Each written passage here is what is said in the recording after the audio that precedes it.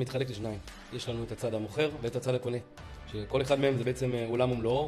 כל אחד מהם יש לו חששות, יש לו דאגות. כל אחד רוצה לדעת מאין הוא בא ולאן הוא הולך. נדבר רגע על מוכרים. הפחד העיקרי של מוכרים היום בתקופה הזאת של השוק, זה בעצם ברגע שמגיע מישהו ונתן להם את המחיר גם שהם קיבלו, גם אם זה הגיע מהר מדי, פתאום עוצרים, רגע, שנייה, מה אני אקנה עם זה? לאן אני הולך, אוקיי?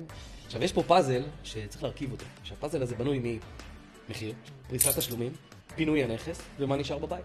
היו עסקאות שנפלו לי רק בגלל איזה מזגן שבעל הבית התעקש להוריד, והקונה התעקש להשאיר, ושם העסקה התפוצצה, ובאמת לא הצלחנו לגשר. זה הפך להיות משהו שזה יותר אגוצנטרי. אנחנו רואים הרי שבסופו של דבר התעקשויות או אגו של מוכר או קונה, הם לא באמת העניין, לא של המחיר, לא של הירידה, לא של זה.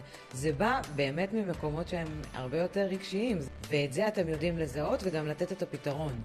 ברגע שאתם מזהים ונותנים את הפתרון, אז אנחנו מצליחים להתקדם הלאה במשא חשוב ומתן. גם לדבר איתם בשפה רגשית, בעצם לפנות לבעיה שלהם.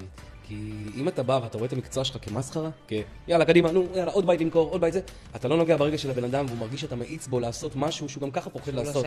שהוא לא שלם איתו. המטרה זה להביא אותו למצב שהוא מבין למה מלכתחילה הוא עושה את כל מה שהוא עושה.